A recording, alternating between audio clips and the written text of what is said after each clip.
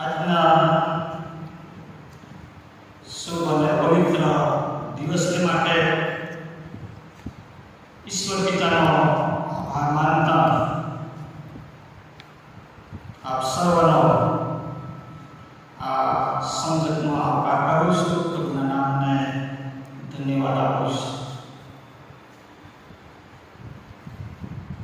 આપણી મંડળીમાં કદાચ કોઈ એવા મહેમાનો જેઓ અન્ય મંડળીમાંથી આવ્યા કરે છે તેઓનો પણ તરીકે આ સમયે આભાર કરતા આભાર માનું છું. પ્રભુના નામને ધન્યવાદ આપું છું.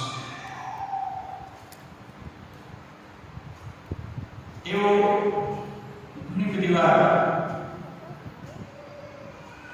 આપણા સાંભળવામાં આવે છે કે પહેલવાન નહીં બલવાન, પહેલવાન નહીં બલવાન, नहीं बलवान राजा, लेकिन समय बलवान है. घणा लोग એવું કહે છે કે પહેલવાન નહીં બલવાન, નહીં બલવાન રાજા, સમય બલવાન है. અને એના સંદર્ભમાં પ્રભુના વચનો લઈને કેટલીક બાબતો તમારી આગળ શેર કરવામાં આવશે. પહેલવાન એ બલવાન નથી, રાજા પણ બલવાન નથી, પણ સમય બલવાન છે. સમય અને તેથી આવું એક સમય સંબંધી એમ કહે છે કે સમયનો આપણે સદુપયોગ કરીએ, કેમ કે ધારા ગુંડા છે. સમયનો સદુપયોગ કરો, કેમ કે ધારા ગુંડા છે. આજે જે વિષય મેં પસંદ કર્યો છે એ સાવધ રહેવા સંબંધી. સાવધ રહેવો. કેમ સાવધ રહેવો? એ ઈશ્વરના વચનોની મારફતે આજે આપણે શીખવાના છે. ફિલિપીઓની મંડળીને જ્યારે પાઉલ એ પત્ર લખે છે ત્યારે એ ત્રીજા અધ્યાયમાં ખ્રિસ્તી વ્યક્તિના જે જીવનનો છે એ ધ્યેય શું હોવો જોઈએ, અથવા આપણા ખ્રિસ્તી જીવનનો હેતુ શું હોવો જોઈએ, અને એ ખ્રિસ્તી જીવનનો જે ધ્યેય છે, જે હેતુ છે, એ પરિપૂર્ણ કરવા માટે આપણે શું કરવું જોઈએ, અને એ જીવનનો ધ્યેય હેતુ એ ક્યારે પરિપૂર્ણ આપણે કરી શકતા નથી. એવી કેટલીક બાબતો એ વચનોની મારફતે આપણને શીખવે છે.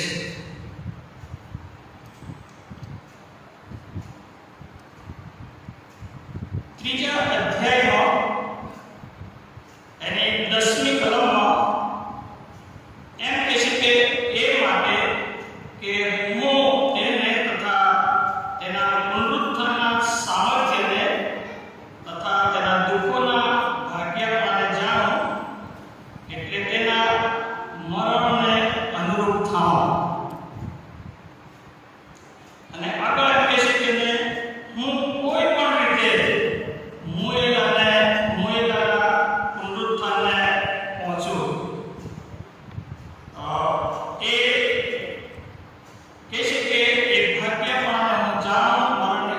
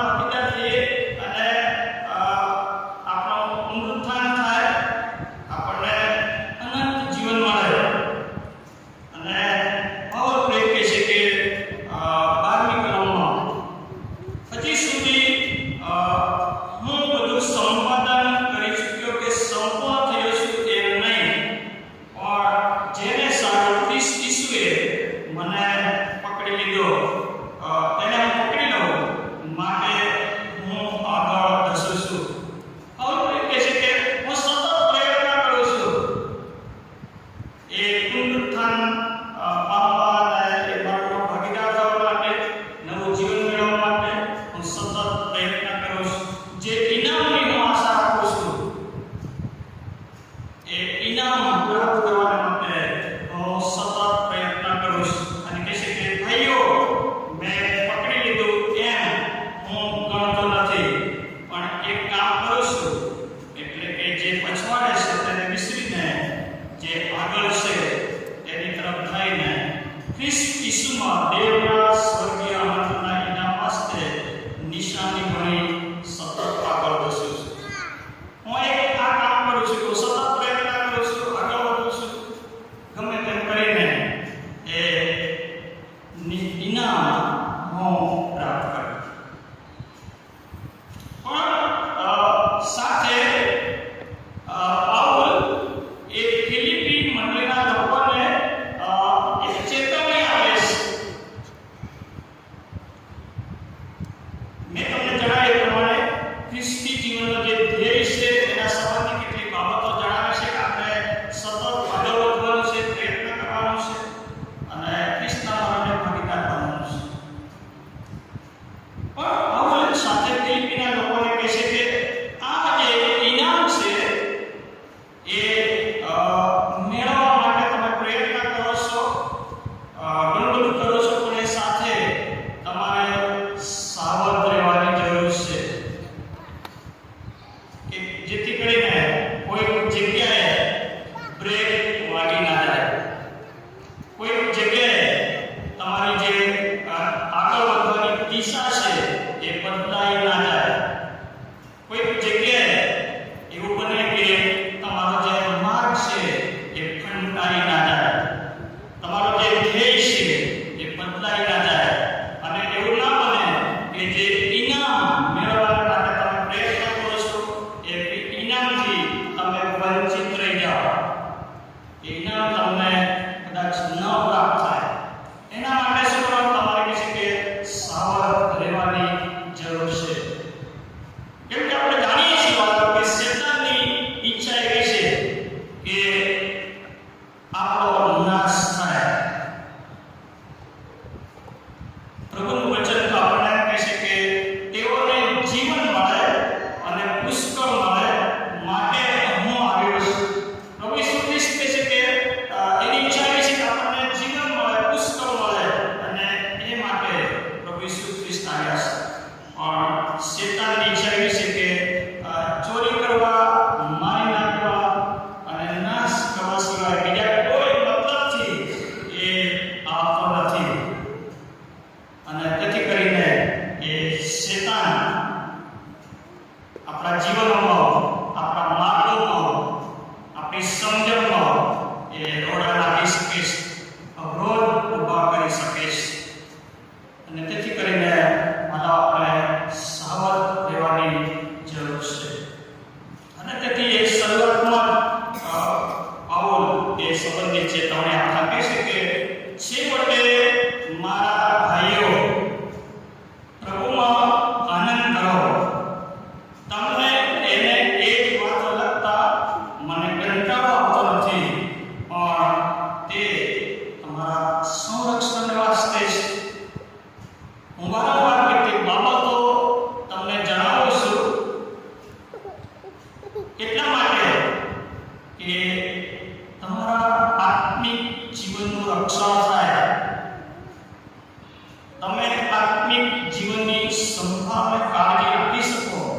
એટલા માટે હું વારંવાર અમુક બાબતો જણાવું છું. અને બીજી કલમમાં એમ કહે છે કે કૂતરાઓથી સાવધ રહો, દુષ્કૃત્યો કરનારાઓથી સાવધ રહો, વ્યર્થ સુન્નતથી સાવધ રહો. એક શબ્દ 3 વખત એને વાપર્યો છે કે સાવધ રહો, સાવધ રહો, સાવધ રહો. અંગ્રેજી બાઇબલમાં એવું લખવામાં આવ્યું છે, લુક આઉટ ફોર. RSV જે બાઇબલ છે અંગ્રેજી, એમાં એવો શબ્દ વાપરવામાં આવે છે કે લુક આઉટ ફોર.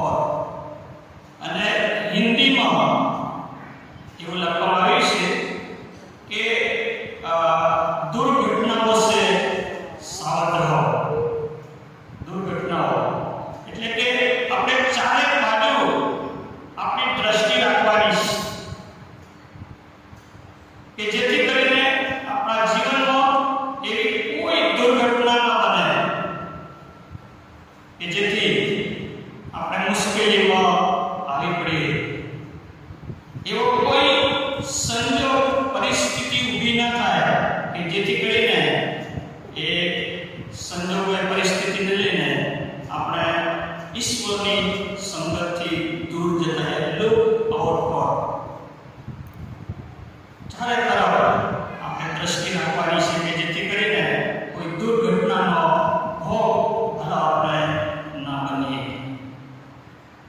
બાઇબલમાંથી કેટલાક ઉદાહરણો આપણે જોવાના છે કે એવા સંજોગોને લઈને કેટલાક લોકો એ વમળમાં ફસાયા છે અને એ સાચો આનંદ એ લોકો કોઈ વિકાસ ભાવ કહે છે કે કુતરાઓથી સાવધ રહો, દુષ્કૃત્યો કરનારાથી સાવધ રહો અને વ્યર્થ સુન્નતથી સાવધ, કેમ કે આપણે દેવના આત્માથી સેવા કરનારા તથા ખ્રિસ્ત ઈસુમાં અભિમાન કરનારા તથા દેવ પર ભરોસો ન રાખનારા ખરા સુન્નતિ છે.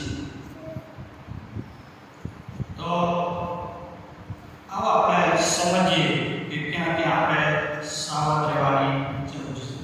ઉત્પત્તિનું પુસ્તક એનો 3જો અધ્યાય, ઉત્પત્તિનું પુસ્તકનો 2જો અધ્યાય આપણે જોઈએ, એની 15મી કલમ. ઉત્પત્તિનું પુસ્તક એનો 2જો અધ્યાય એની 15મી કલમ અને 16મી કલમ. ત્યાં લખ્યું છે કે એદન વાડી ખેડવાને તથા તેનું રક્ષણ કરવાને યહોવા દેવે તે માણસને તેમાં રાખ્યો. ઈશ્વરે આદમ અને હવાને જે હેતુ માટે, જે કામ માટે ઉત્પન્ન કર્યો, એને રાખવામાં આવી, એના પ્રકારે એ વ્યવસ્થા કરવામાં આવી અને એને એવો હુકમ આપવામાં આવ્યો 16મી કલમમાં કે અને યહોવા દેવે તે માણસને એવો હુકમ આપ્યો કે વાડીના હરેક વૃક્ષ પરનું ફળ તું ખાયા કર. અને 17મી કલમ, પણ ભલું મૂંડું જાણવાના વૃક્ષનું તારે ફળ ખાવું નહીં, કેમ કે જે દિવસે તું ખાશે તે દિવસે તું મરશે. બહુ સ્પષ્ટ શબ્દોમાં પ્રભુએ યહોવા દેવે એ આદમને કહ્યું કે આ જે ફળ છે એ તારે ખાવું નહીં, અને જો તું ખાઈશ તો તું મરણ પામીશ. આજ્ઞા આપી, કહેવાનો મતલબ કે જે આજ્ઞા, જે હુકમ તને આપવામાં આવ્યો છે, જો એ આજ્ઞાનો હુકમનો તું પાલન નહીં કરે, આજ્ઞાનો હુકમનો અનાદર કરીશ તો મરણ પામીશ. સાવધ રહેવાની જરૂર હતી આદમને. અને આદમ અને હવાએ જ્યારે એ ભલું ઊંડું જાણવાનું જે ઝાડ હતું, જે ફળ હતું એ જોયું, તો એમને કેવું લાગ્યું કે આ ફળ તો કેટલું સુંદર છે, જોવામાં કેટલું સુંદર છે અને ખાવાની પણ મજા આવશે. મેં રાજાની વાત અગાઉ કરી હતી કે રાજાને બહુ બીમાર થયો અને એના જે મંત્રી હતા એ મંત્રીઓએ રાજાને સૂચના આપી કે તમારો જે રોગ છે, બીમારી છે, એ તો આમ બીમારી, એવી બીમારી, એટલે તમારે કહે છે કે કેરી ખાવી નહીં. જે દિવસે તમે કેરી ખાશો એ દિવસે તમે મરી જશો. રાજાએ વિચાર કર્યો કે મારા જે મેલની આજુબાજુ છે આંબાના ઝાડ એ હું કાપી નાખું કે જેથી કરીને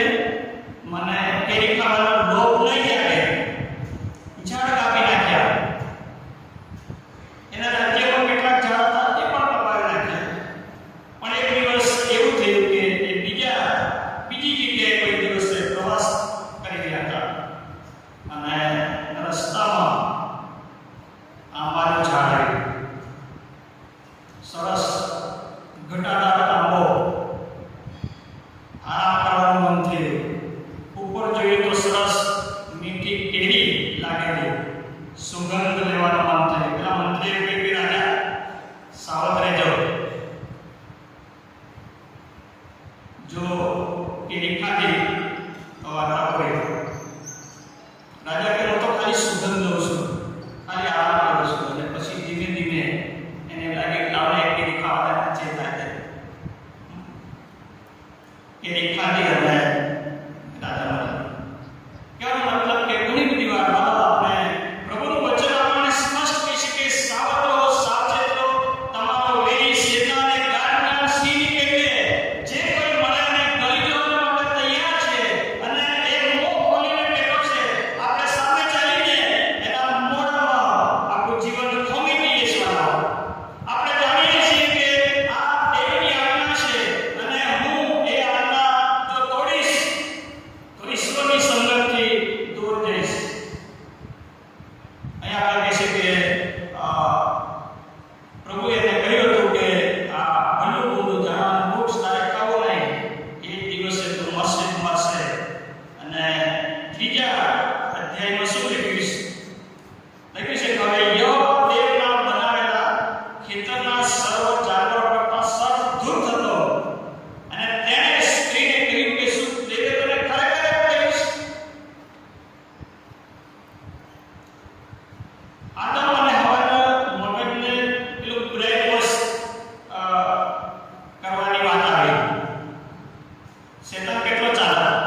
અરે ભાઈ, ઈશ્વરે એવું કહેતા હશે ફળ ના ખાવાનું? ઈશ્વરે બનાવ્યું છે ને, ખાને તારી આંખો ઉડી જશે, બહુ મજા આવી જશે. કે સર્વ દૂર થતો.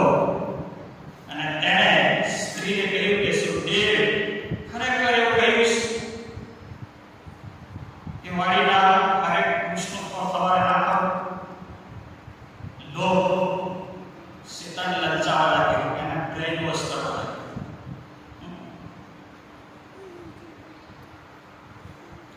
ભૂંડોની વાર્તા આપણે જાણીએ છીએ કે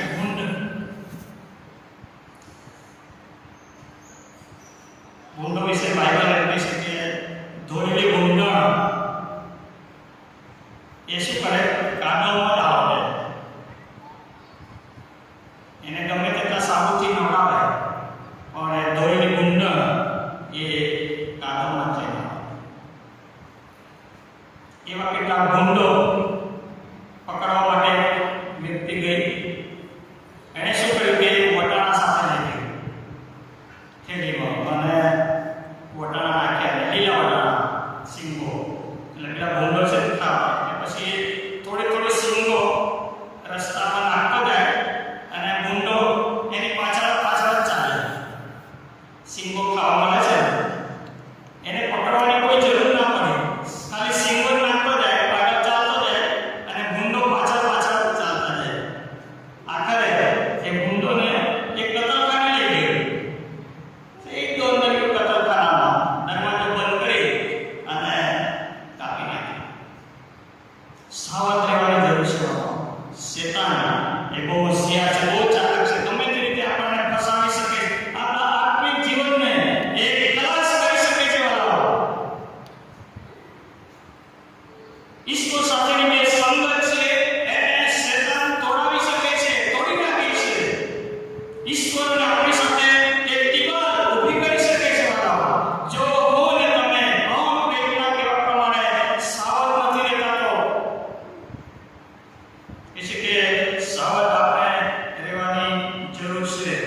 એ શેતાન એમ કહે છે કે ખરેખર એવું કહ્યું છે કે વાડીના હરેક વૃક્ષનું ફળ તમારે ન ખાવું. અને સર્વને કહ્યું કે વાડીના વૃક્ષના ફળ ખાવાની અમને રજા છે. પણ દેવે કહ્યું છે કે વાડીના વચ્ચેના વૃક્ષના ફળને તમારે ખાવું કેળવવું નહીં, તેને તમે મારો. શેતાન શું કહે છે કે તમે નહીં જ મારશો. ખોટું શિક્ષણ શેતાન આપી રહ્યો, ભરમાવી રહ્યો છે. નહીં મારો, ઈશ્વર તમને નહીં મારે. ઈશ્વરે તમારું સર્જન કર્યું છે, હે? ઈશ્વર તો તમને મારતા હશે, નહીં મારે. આવો ઘણી બધી વાર મંડળીઓમાં પણ ઘણા બધા આવા ભ્રમો ફેલાવનારા શિક્ષણ લોકો આપી જાય છે. આવું કરવું આવું ના થાય. બાઇબલમાંથી કલમ લઈને અમુક એનો ખોટું અર્થઘટન કરીને ઘણા બધા જૂઠા પ્રબોધકો આજે પણ લોકોને ભરમાવે છે. અને ભાવ પ્રેમ ફિલિપી મંડળીના લોકોને એ સમજણ આપવા માંગતો તમારે દરેક રીતે સાવધ રહેવાની જરૂર છે. દરેક રીતે સાવધ રહેવાની જરૂર છે. હજી ઘણા બધા એવા બનાવો રોજે રોજ બને છે. લોકો કાળજી નથી રાખતા, સાવધ નથી રહેતા. અને આપણે ટીવી પર જોઈએ છીએ રમણીય ધોધ જોવાને માટે લોકો જાય અને એટલું બધું પાણી વહેતું હોય, વચ્ચે કુટુંબે જોયું અને ધોધ જોવા ગયું અને સાવધ નહીં રહ્યું, સાવચેત નહીં, બરોબર ફસાય ને ત્યારે કૂમો પાડવા લાગ્યા, બચાવો બચાવો બચાવો. કોણ બચાવે? પેલા વેલા છે ને એ લોકોએ નાખ્યા બચાવવા માટે, પણ એ લોકો નહીં બચી શક્યા. આપણને દુઃખ થાય. નજરો નજર એક જોવા મળે કે નાના બાળક રડી રહ્યું છે, એની માં છે, બીજા આખું 5 જણા નદીના વેણમાં એ વાળાઓ મરી ગયા. જો સાવધ રહ્યા હોત, સાવચેતી રાખી હોત તો પાણી વિશે મુશ્કેલી આવશે, આપણે બહાર નીકળી જઈએ, આવી ઘટના ન બને. લુક આઉટ ફોર, અંગ્રેજીમાં સરસ શબ્દ આપે કે ચારે બાજુ બનતી આવી ઘટનાઓથી આપણે સાવધ રહીએ, કોઈક રીતે દુર્ઘટના ના બની જાય. અને જ્યારે આનો કોઈ ફળ ખાધું એ સાવચેતી ના રાખી ત્યારે એ છે કે ઈશ્વરે એ લોકોની વાણી બહારમાંથી કાઢી મૂકી. અને શું કહ્યું 14મી કલમમાં કે અને યહોવા તે સર્પને કહ્યું કે તે એ કર્યું છે માટે તો સર્વ ગ્રામ્ય પશુઓ તથા વન પશુઓ કરતા સાત્વિક હોવો, તો પેટે ચાલશે ને પોતાના સર્વ દિવસ લગી ધૂળ ખાશે.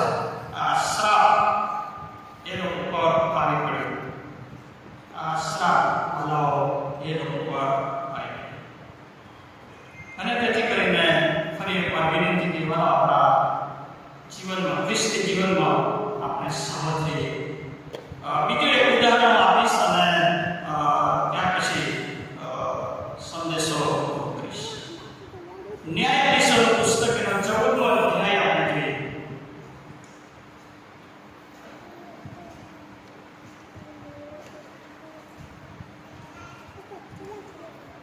ન્યાયાધીશોનું પુસ્તક એનો 14મો અધ્યાય 235 નંબરના પેજ પર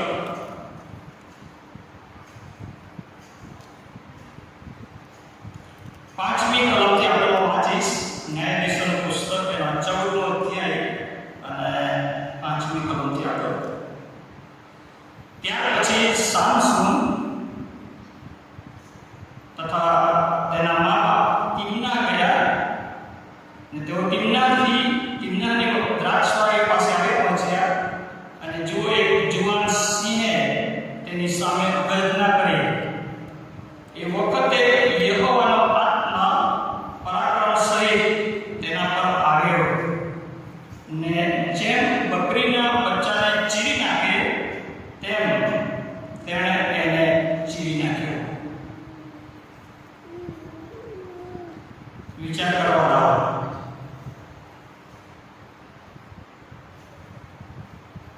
સામસૂન અને પ્રભુએ એને જે પરાક્રમ આપ્યું, પ્રભુએ એને જે સામર્થ્ય આપ્યું,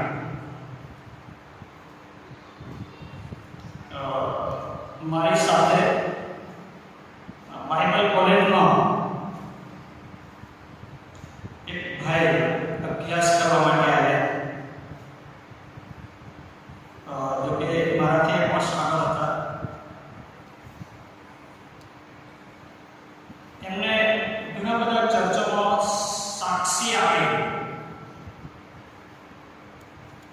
અમદાવાદના ચર્ચોમાં અને બીજી ઘણી બધી જગ્યાએ જીએસટી સન્ડે અમે ઉજવી દર વર્ષે. એમાં અમે વિદ્યાર્થીઓ જઈ અને સાક્ષી આપે. અને ભાઈ બહુ એનાથી લોકોને જણાવે કે પ્રભુએ મારું જીવન બદલ્યું, પ્રભુએ મારી કૃપા આપી. આ સાક્ષી હતી અને 4 વર્ષ એમને સરસ અભ્યાસ થયો. એક મંડળી પર એમને મૂકવામાં આવ્યા સેવાને માટે. અને ત્યાર પછી થોડા વખત પછી એમના વિશે જે સાંભળવા મળ્યું કે એ જગતનો પાછા ચાલ્યા. જાલોદ મંડળીના જ હોય છે. હું તમને ચોખ્ખી વાત કહી, જાલોદના સભ્ય છે કિરણભાઈ કરીને, ઘણા બધા કદાચ કોઈ ઓળખતા હશે. અને દુઃખ થયું કે પ્રભુએ જે કૃપા આપી અને તક આપી અભ્યાસ કરવાની, મંડળીમાં સેવા આપીને આજે એ કોઈક રીતે દૂર ચાલ્યા ગયા. અને આ જે ભાવનિક જે સાવધ રહેવાની વાત આવે છે, હું એટલા માટે આ નાની નાની બાબતો જાણું. આપણે બધા સાવધ આ સમયમાં તો ઘણી બધી રીતે કાળજી રાખવાની જરૂર છે. ગમે ત્યારે શેતાન આપણને પ્રભુના માર્ગમાંથી દૂર લઈ જઈ શકે છે. આ સામસોન માટે કહેવામાં આવ્યું કે એ સામસોન એને જ્યારે એનો સિંહ મળ્યો ત્યારે પ્રભુએ એવું સામર્થ્ય આપ્યું કે બકરીના બચ્ચાને જે રીતે ચીરી નાખવામાં આવે. આપણને કોઈ મરઘું આપે તો એ મરઘું આપી તો કદાચ ના ચીરાય, ખબર નહીં કોઈ ચીરી નાખે. મરઘું કદાચ ચીરી નાખે, બકરીની તો વાત જ નહીં. પણ કે છે કે બકરીના બચ્ચાને જે રીતે હાથથી ચીરી નાખવામાં આવે એ રીતે સામસોને એ સિંહને ચીરી નાખ્યો. અને તેના હાથમાં કંઈ પણ ન હતું, ખાલી એની એટલી તાકાત એ સામર્થ્ય પ્રભુએ એને આપ્યું હતું, એનાથી એણે એ ચીરી નાખ્યું. અને લખ્યું છે કે પણ તેણે જે કામ કર્યું હતું તેની ખબર તેણે મા બાપને આપી. અને પછી આગળ જે કંઈ બન્યું એ તો એ હતું કે મેં પાપમાં પડ્યો. ત્યાં આગળ એની એક ભૂલ એવી મોટી થઈ કે એને સાવધ રહેવાની જરૂર હતી.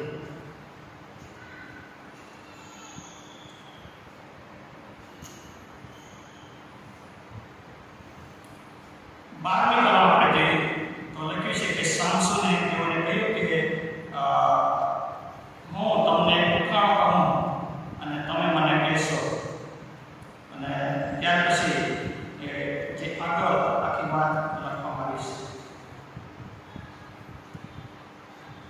16 અધ્યાયમાં છેલ્લે આપણે જોઈએ તો ત્યાં લખ્યું છે 19મી કલમથી આગળ કે તેણે 16 અધ્યાય 19મી કલમ ન્યાયાધીશો તેણે તેને પોતાના ખોળામાં સુવાડીને ઊંઘમાં નાખ્યો. પછી એક માણસને બોલાવીને તેણે તેના માતાની સાથે બોડાવી નાખી અને તે તેને હેરાન કરવા લાગી અને તેનામાંથી તેનું બળ જતું રહ્યું.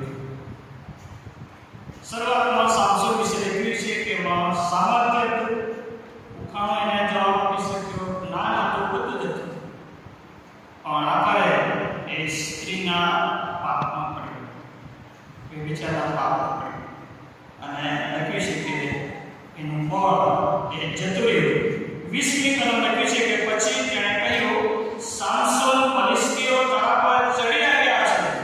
અને ઊંઘમાંથી જાગીને તેણે કહ્યું કે હું અગાઉની પેટે બહાર નીકળીને મારું શરીર ખંખેરીશ. પણ તે જાણતો નહોતો કે યહોવા મારી પાસેથી જતો રહીશ.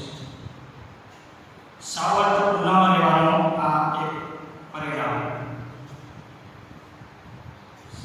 ઈશ્વરે એને પસંદ કર્યો હતો, સામર્થ્ય આપ્યું, લોકો પર ન્યાય કરતો હતો, સારી આગેવાની આપતો હતો. પણ પરિણામ એ આવ્યું કે એનામાંથી